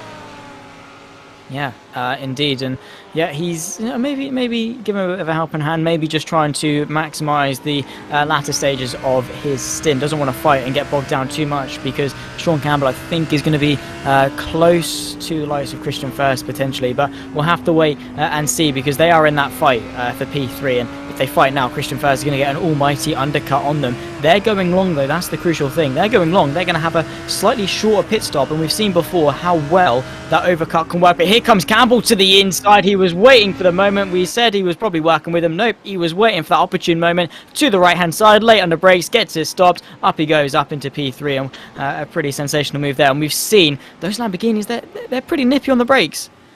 I'm sorry, what? How? The confidence that Sean Campbell has on the brakes on that Lamborghini is absolutely sensational. I mean, just the fact that he came from about 1,000,000 miles back and says, yep, I'm just going to just take that place. You obviously don't know what to do with it, so I'm just going to have it instead. He's just like, yeah, okay, I'm going for this. He committed to it as well, which is the good thing. It's a bit of a send, but he committed to it, and he knew that he could get that stopped. And there's that confidence in himself. If he went into that corner thinking, do I send it? Do I send it? Pull late, brake. I've gone in deep, or I've not actually made that move stick. He was confident. He said, I'm going for it. I know full well I can get past that Ford GT in my Lamborghini. Sent it under brakes and got it stopped. We look a little bit further back. I think Oscar Cope was under pressure from Stuart Reynolds and Taylor Lane in their fight for P5. He was under a little bit of pressure. Stuart Reynolds and Taylor Lane in hot pursuit as well in P7 and 8, but a bit of AM traffic, I think, maybe to contend with us. It does really all get a little bit messy. Oh, round goes the Porsche again, another Porsche. I think that might have been a Porsche that we've already seen earlier on going round there. The problem with that is that Gus Franken, yeah, I mean, what do you do at that point? Because you're trying to recover the race, but surely there becomes a point where you're just like, right, I just need to finish now. And again, you can see just too much damage on that car, straight off into the wall there. That's going to be a return to pits, and I fear that might be Gus Franken's day done and dusted. So I was asking a question about, surely there comes a point where you have to throw in the towel, and I believe the towel has just been thrown. You have the mental restraint to just to keep going, keep pushing on, seeing what might happen. But after a while, it's just like, what am I racing for? I'm driving laps. I might as well be in a practice session. And while it is important maybe for a championship contender to do that, just to scrape the barrel of some points, for someone a little bit lower down, it's just pointless, and you don't end up enjoying it. And the most important thing is to enjoy yourself a little bit. This is the fight for the GT3 AM lead, though, as Simon Dodd all the way onto the back of Jarmo Sastimoinen, who tried to get away a little bit from the Ferrari. And of course, they have got Timothy van der Broek as well right there in tow. So a three-way fight here for the race lead in GT3 AM, and maybe potentially the pro of Christian Fairs sparked this battle, but we'll have to wait and see. Simon Dodd eyeing up that slipstream run towards the inner loop. Yeah, just coming round the final corner here, and Dodd into the pits then from the looks of it there. Kind of robbing us of what could have been an amazing battle there, but he's away in to do his pit stop. Just having a look here as well from the cars that have been into pit lane. We've only got 3 cars that have been into pit lane so far. Christian Furs is one of them, Timo McCone and David Camano into the pits as well. So Simon Dodd decided to go early. I do wonder if a lot of these cars are going to try and hold out towards, say, maybe the 40-minute mark. And try and see how long they can hold out. But again, I don't know, unless you've got like proper rapid pace, I don't see what the benefit would be of keeping yourself out there. I mean, it depends how much you have to fuel save, because, as I said, you spend a lot less time stationary the longer you stay out, as we see Urenga and Campbell coming in to the pit lane for their stop in this race. But again, the longer you wait, the less fuel you have to fill up. So the less time you spend stationary, in theory, a shorter pit stop and more time gained on your competitors. But we'll have to see how that one transpires. It is usually the overcut that works out, but again, it's that compromise of how much am I having to lift, coast, pull the clutch in, lower rev, short shift to keep this car going, and how much am I going to gain from a shorter pit stop? Because again, it's going to be that balancing act between one extreme and the other, of coming in really early and staying out really late. But Urenga rejoins the circuit in P5. He's someone we can trust, so chances are he's going to be on the right strategy. We'll just have to see how it compares to everyone else. Well, this is what I was interested in. Urenga gets out of pit lane and has absolutely no traffic in front of him whatsoever. So Urenga can kind of pick up where he left off here, as Sean Campbell had a little bit of worry as a Porsche was side by side with him, but he's managed to clear that. It's Chris Chatterton, though, who's going to be making the big inroads here, because Chatterton and Campbell now just split by what's that, about 2 seconds there. So I think Chatterton's actually made up a little bit of time there in that pit lane there.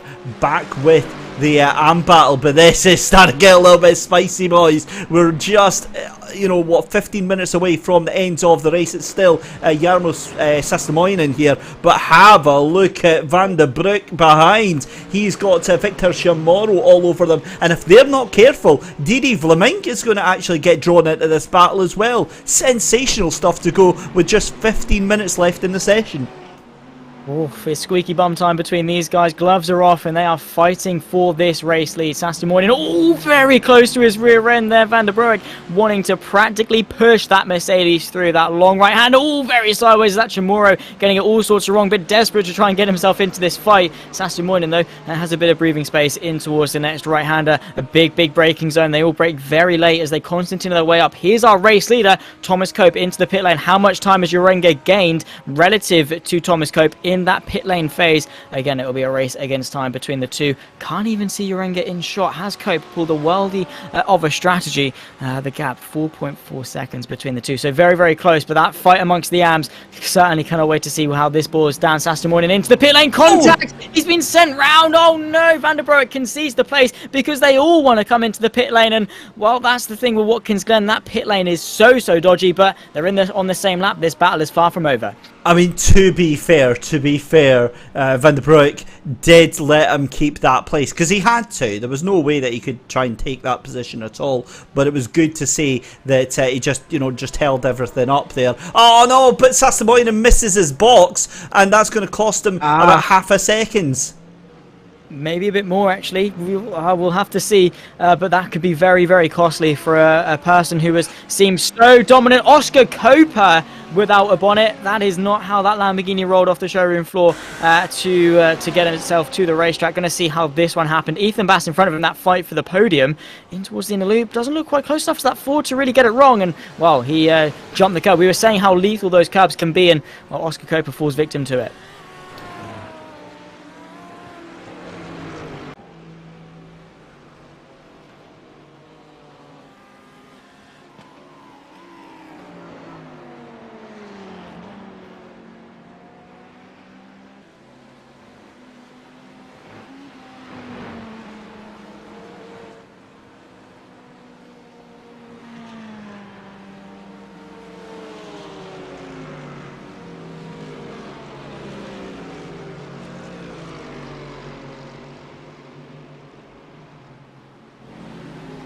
He's got his work cut out for him in these final 40 minutes. That is the problem with pitting so late on, is that if something goes wrong, you haven't got long to make amends for it. But he's going to be driving with fire in his heart. He's going to be seeing those in front of him and saying, I deserve to be there. I deserve to be in the fight. He's going to push with everything he's got left in that Mercedes to get himself back into the fight. Our provisional race leader of how Jensen pulls his way into the pit lane does the Dane, who had a bit of misfortune a little bit earlier on. We'll see where they come out. Simon Dodd will inherit the actual race lead. I think so. I think Simon Dodd has actually come into the pit lane. I'm again not entirely sure. I know Jamie Debova certainly hasn't, so I think it will be Van der Broek that will inherit the actual race lead after this all funnels its way out. But that is catastrophic. That's not what you want to see, because that was boiling down to be a really, really good fight.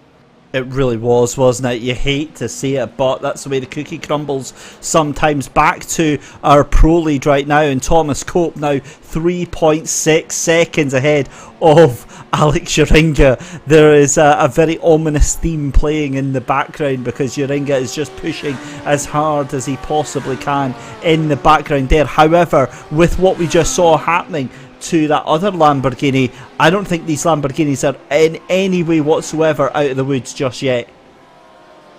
Nope, not one bit.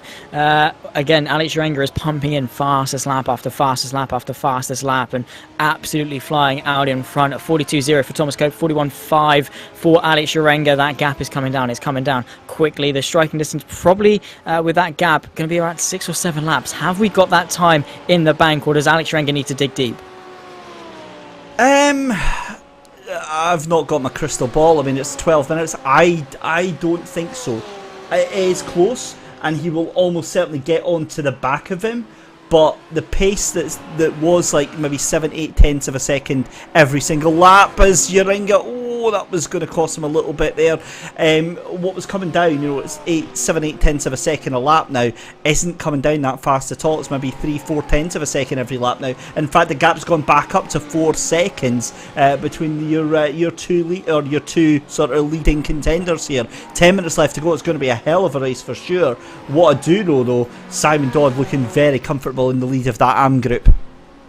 Indeed so, and doesn't look like he's pitting anytime soon, so maybe this is actually his race lead to lose. And if that is the case, he has got a fairly dominant run over Jamie Debova and Timothy Van der Broek in P2 and P3. But yeah, it is going to be just hammer time to the end of this race for Alex Uringa. Both 2 for Thomas Cope, as they have been in that locked fight against time, against each other for the majority of this race. And Thomas Cope has done a fantastic job of just keeping that car on track. No, he's not matched the pace of Alex Uringa, but he's been consistent. He's put good enough laps in to retain that race lead. And that's the thing with race 2, is that Thomas Cope didn't have the best of race 1. Started towards the front of race 2 and used this as an opportunity to really shine. He's been consistent from the start, and that's what race 2 is used for, is for you to show your pace and make amends for some poor showings in race 1, to get that gap to the likes of Alex Uringa early on, and then just try to maintain it. But even that is going to be very close. Is exactly what these final laps are going to be determined by. And again, I'm looking at Alex Uringa. I wonder if he's pushed a little bit too hard on those tyres, because again, we were seeing those massive inroads being taken at an early stage of the race, and that's just not happening again. They're just not able to really push in the same way that he was earlier on. So again, we'll keep an eye on it, but I'd be very, very happy if I'm Thomas Cope right now. You're doing everything you possibly can. You can see Alex Uringa in the background there, but what realistically is going to be, another 6 laps left to go here, maybe 5 laps left to go here. I think it's done. Oh, and our RAM leader is off to the stratosphere. I hope he cleared that with traffic control, because that is... Yeah, he did. Well, okay, what?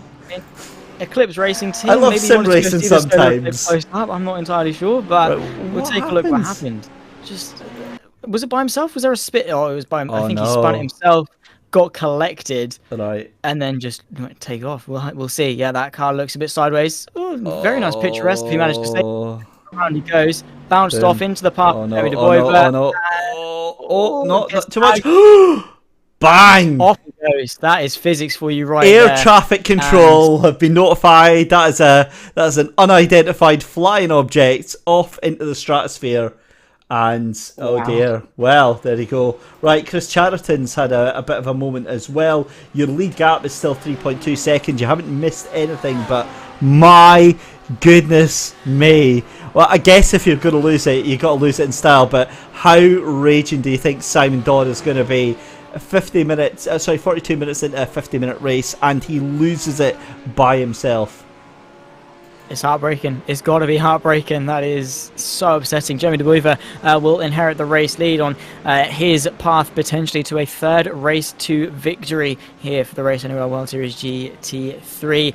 7.5 minutes left to go. He's still got his work cut out for him with Vlaminck just behind and Chamorro rounding off the podium in P3. But that did knock out some of our big contenders, the likes of Van der Broek, most notably, who was, I think, the car that sent him into the stratosphere, which is, wow, yeah, interesting to say the least. We cut to, actually no it wasn't, it was a Mercedes that sent him into the stratosphere, so I think Van der Broek got away, maybe scot-free. Actually no, that BMW looks worse for wear. I think the Van der Broek was the first car, remember, that just clipped him at the rear end and didn't really do too much damage, but obviously, I mean, that is a huge hit that he's taken on that front left of that car there. So yeah, a real bad one. Let's just quickly check to make sure. Yeah, this is it. Look, so he comes straight back on, clips that front left, gets it a little bit. Oh, I think he's so unlucky with that. That looked like netcode for me. Yeah. Oh, you hate to say it, but he gets back into the pit lane. Meanwhile, 6.5 minutes left to go, and Thomas Cope and Alex Urenga here, Zach, just 2.5 seconds here. It's boiling down for a nail-biting finish here. This is going to be close. Get your popcorn ready, guys, because this is going to be a finale to remember. Alex Urenga has been chasing this Lamborghini down from pretty much 5 minutes into this race, hasn't looked back since, has only looked forward and has started that offence towards Thomas Cope, who has just got that lead from the start of this race, took off with it, tried to extend that margin. And it's times like this at the start of the race where someone like Thomas Cope will be thankful that he didn't get caught up in those battles, because all it took was, you know, one lap of side-by-side action. That 2.6 second buffer he's got now could have been gone if he would have just fighting a little bit too early on. So yeah, you look back and you start to thank yourself for it, to give yourself the best opportunity possible. But a bit of traffic for both cars, that could also play into the mix. It really could as well. And again, we'll try and keep our focus on this one, but I'm watching so many different battles going on. Didi Vlaminck is under pressure here from Victor Chamorro, just 0.3 of a second. This is the battle for second place, and Jeremy De Boiver is going to be absolutely delighted with this, because if these two are fighting, that means he gets a little bit of respite there as well. You can see Kurt Jensen fighting with Timo McEwen as well, so proper little battles through the rest of the AM category as well here. But yeah, I mean, it's difficult to watch this but not have your mind on Thomas Cope. That's a beautiful move here from McEwen on Jensen. Is he going to make that stick up the inside into the loop? Yeah, job done. That's fantastic to see, as Jeremy De Boiver still just ahead of Victor Chamorro, and that is going to be wide. Huge move there for Chamorro, trying to go right the outside of Vlaminck. Gets it done. He's done it. No, he's not. Has he though? Has he know the number 7? Vlaminck holds on to, Chamorro holds on to that position then. So Vlaminck dumped down into P3 there. Wow, oh wow, oh wow. Didn't expect to see that in the final 5 minutes of the race. He's coming back at him though, is Vlaminck to the inside, to the outside of this right-hander. You can see Chamorro trying to put up a valiant defence to try and maintain that second place. That Mercedes really doesn't have the acceleration off the corner. Vlaminck really putting some pressure on in towards this long left-hander to round off the lap in just a moment's time, having to go all the way, use all of the track to the left-hand side to try and keep that Porsche at bay. It all come down to the slipstream. Now Vlaminck is putting the crucial pressure onto that Mercedes to try and find a way through, but small mistakes like that from Chamorro. It's certainly a fight for second place as Jeremy De Boiver has taken off into the distance. But look at the legs that Porsche has down this back straight. He's absolutely flying, and now that gap between the two visibly closing in that pro fight. Chamorro on the defensive against Vlaminck through the S's once more, and that number 7 is eyeing up that second place very much so. They've got a bit of a gap back to McEwen and Jensen. They're going to try and utilise that to full effect to have their own little bit of a battle. The number 31 maybe looking in his mirrors, go into the right hand side, no way through really for the Porsche, but it's all coming down to this infield. That's where Vlaminck tried to put some pressure on a little bit earlier on. Yeah, and Vlaminich looks like had a little bit of a wobble over the inside of the loop there, so that looks done and dusted. I tell you what else looks done and dusted. Have a look at this. Thomas Cope has had all of his jackpots come up at once, because that gap that was coming down to under 2 seconds now goes back up as Alex Uringa gets his way through some of the traffic there. That gap now 2.3 seconds and just 2.5 minutes left to go. Surely it's looking very, very positive for Thomas Cope right now. You have to say so. But again, it's that I guess in a sense luck for Thomas Cope, misfortune more so for Alex Urenga. Could he have caught? Maybe. It's probably going to take a miracle. We cut back to this fight for second place. Chamorro making that Mercedes as wide as possible, but in doing so has gone in deep. The run towards the penultimate corner. Vlaminich has got a good run. Has he got his nose on the inside? Not quite, but close enough to try and push that Mercedes through, try and put some pressure on. Really struggles to follow through this final section. Really puts him on the back foot through the final corner down the pit straight, when really that Porsche could try and make some inroads on Chamorro in front. But again, we'll just have to wait and see, because it does seem that Vlaminich is putting the pressure on Chamorro. He's having to go really defensive. Think about carefully where he's placing that car. That Porsche very quick through turn one. Now all over that rear wing of Chamorro, through the S's, down the back straight. He's trying to find that inside line. He knows how crucial it is in towards that inner loop section. The Mercedes having absolutely none of it, as Chamorro already early days going to the inside to try and defend. The number 7 tries to sell him the dummy, but once more has to tuck into the slipstream, pulls to the left to try it around the outside. The long way around. He's going to try and go underneath him maybe as we enter the final closing stages. Bit of contact and Chamorro's been into the barrier, and that is such an anticlimactic end, rolling onto the racing line here, staying stationary. Oh, even more. That's Aston Moynihan, who after a poor pit stop was trying to make amends for it, and once more has fallen to blows. He tried to do the right thing, which is move off the racing line, but there's just nothing he could have done there. Well, I think maybe holding the brakes. It did look like the car was rolling rather than was like, you know the difference between sort of like when the car's being forced back onto the track. It did just look like there was a momentary roll back onto the racing line. That's for the stewards to decide. Either way, a horrible way to end for the AMs. Either way, it's still coming down to this. This, I think, is going to be the end of the final lap then. Thomas Cope coming down into the final couple of corners here, Zach, and he is going to be absolutely delighted. But look at that, 1.2 seconds, the gap right now. But surely Thomas Cope has got to be delighted with his performance. Nail-bitingly close. One more lap. You have to argue maybe Alex Urenga could have put a challenge on, but Thomas Cope has coped brilliantly with this pressure. It was very close to him getting another lap, but he comes through the final corner now. He's going to win his first race of the series here for the Race Anywhere World GT3 Series. Wiggling his way across the line. He takes the checkered flag here for race 2, round number 3 here at Watkins Glen. Alex Urenga keeping up his consistent podium form there in second place, and Sean Campbell will come home a few moments later to take P3. Followed by Ethan Bass. Brilliant race from him. And Thomas Cope celebrating in well-deserved fashion with a bit of donuts off the exit of turn 1. But Ethan Bass representing that Ford GT. I will say it until I am blue in this face. He is flying in what is a pretty dire car. A battle between Thomas Dandridge and Taylor Lane, which has also lasted for the majority of this stint, will come home with Thomas Dandridge taking P5 and Taylor Lane in hot pursuit in P6. Stuart Reynolds and Christian Furs P7 and 8. And well, that was a chaotic race. I feel kind of bad because it was, fingers crossed it was going to be dramatic. I didn't expect that. I really didn't expect that. That was amazing stuff here. Really enjoyed that. But, I mean, the AMs have just, like... whereas the pros was like a proper little civilized battle, AMs was just... I mean, it was just nuts. Everything going on all at once, and it's all going to be about Jeremy De Boyver here. The father and son combo here. It's brilliant stuff. Just hearing from Harry Wills as to why he didn't make the start of the race. His wheelbase died on the start up there. But round the final corner, Zach, I'll leave this one to you.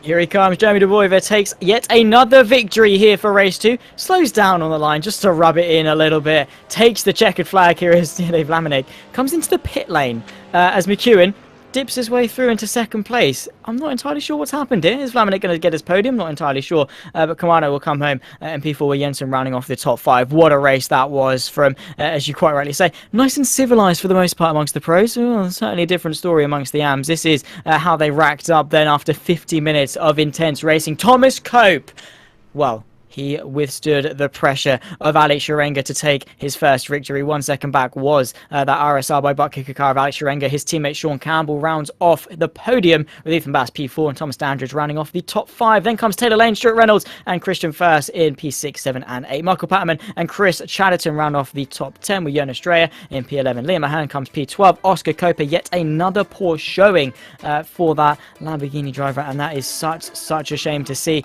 Hopefully more misfortune, not more misfortune, more fortune will turn the way of him next time around. Harry Wills P14 didn't even make the start. Same too with Matchison and Albin Kjellberg, who, unfortunate showings for both of them. Here's how they ranked up in the AM category. And we're going to start with Jeremy De Boiver, who takes yet another victory with Timo McEwen in P2, Diede Vlaminck in P3, David Kamano P4 with Jensen rounding off the top 5. Jarmo Sastimoinen, robbery, potentially, maybe. What could have been if it wasn't for that poor pit stop? Well, only hindsight is all we can look with. Werner S in P7 with James F. Costa, P8 with Ferreira and Thomas Pugh rounding off the top 10. Then comes Jasper Chiarks in P11. Victor Chamorro, well, it was a shame late on in the race for them. James Slade's P13 with Timothy van der Broek. Similar story to Chamorro in P14. Simon Dodd, P15, was launched into the stratosphere in spectacular fashion. Dominic Goodsell, P16. Dean Tim, 17th. Ivo van der Linden. Bad times in the championship for the previous championship leader, Navarro De Voiva. Oh, polar opposites were the father and son today, with Gus Franken and Al Haddad rounding off the grid in P20 and P21. And well, David, before we wrap up, once again, Watkins Glen delivering and reaching that high bar that this series has set. Absolutely savage tonight. It really was. That's all you can say about all of the action tonight. What a treat we've had for ourselves tonight. Really enjoyed it. A rare treat for me to be able to jump into the commentary box here for the World Series League events, especially the Race Anywhere World Series. But yeah, I feel kind of spoiled. I feel like I got one of the better ones of the championship so far. I think it's going to be absolutely pivotal, especially for the AM Championship, with all those events and incidents unfolding tonight. Well, we're 6 races in to a 20-round championship. In a week's time, we will take to round 4 around the Italian circuit of Imola, a legendary one, once again rich in history, as are most of the tracks to open out this season. And yeah, it has been one to remember. We hope you have all enjoyed at home. That was round 3 here for the Race Anywhere World Series at Watkins Glen. It has been myself, Zach Sweeney, with David Christie alongside, doing a stellar job both commentating and producing. It cannot be easy to multitask and do both, but on behalf of myself and David, it's been an absolute pleasure to talk you through the action. We hope for even more next time out. We'll see you then. Take care and bye-bye.